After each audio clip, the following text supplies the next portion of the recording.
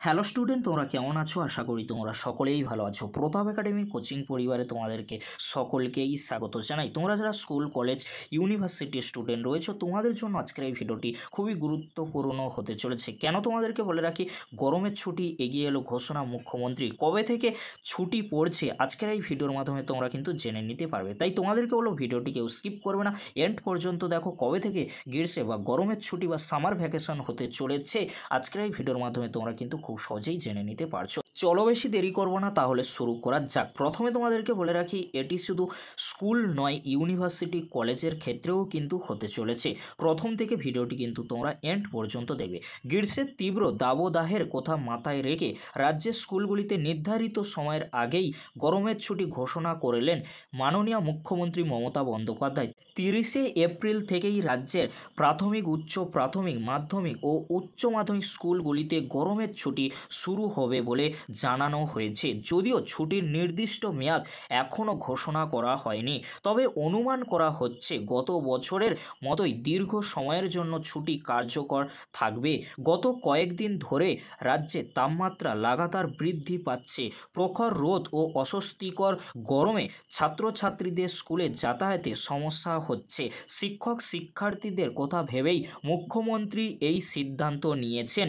অতীতে মে মাসের দ্বিতীয় সপ্তাহ থেকে গরমের ছুটি শুরু হলেও এবার গরমের তীব্রতা বেশি হওয়ায় তা আগেই ঘোষণা করা হলো। গত বছরও একই কারণে 9ই মে থেকে নির্ধারিত গরমের ছুটি 21শে এপ্রিলে এগিয়ে আনা হয়েছিল। ফলে প্রায় 2 মাস স্কুল বন্ধ ছিল। এর ফলে শিক্ষকদের একাংশের অভিযোগ ছিল সারা বছরের পাঠ্যক্রম সম্পূর্ণ করতে অসুবিধা কিন্তু হচ্ছে। রাজ্যের সরকারি স্কুলগুলিতে ছুটি কার্যকর হবে 30শে এপ্রিল থেকে, তবে বেসরকারি স্কুলগুলিতে একই নিয়ম কার্যকর হবে কিনা তা এখনও স্পষ্ট নয়। সাধারণত সরকারি সিদ্ধান্তের সাথে তাল মিলিয়ে বেশিরভাগ বেসরকারি শিক্ষা প্রতিষ্ঠান ছুটি ঘোষণা করা থাকে। অপরদিকে উচ্চ শিক্ষা প্রতিষ্ঠানগুলিতে এই গরমের ছুটির কোনো প্রভাব পড়বে না। বিশ্ববিদ্যালয় এবং কলেজ কর্তৃপক্ষগুলি সক্রিয়ভাবে নিজেদের সিদ্ধান্ত কিন্তু নেবে, কারণ সেক্ষেত্রে সেমিস্টার বা কোর্স কারিকুলাম সম্পূর্ণ কিন্তু আলাদা। আশা করি তোমরা সকলেই বুঝতে পারছো, তোমরা যারা কলেজ আর ইউনিভার্সিটি স্টুডেন্ট রয়েছে। গরমের ছুটি এগিয়ে আসার কারণে শিক্ষার্থীরা স্বস্তি পেলেও দীর্ঘ সময় ধরে স্কুল বন্ধ থাকলে পাঠ্যক্রম শেষ করা নিয়ে উদ্বেগ থেকে যাচ্ছে। তবে সরকার পরিস্থিতির ওপর নজর রাখছে এবং পরবর্তী সময়ে প্রয়োজন অনুযায়ী সিদ্ধান্ত নিতে পারে।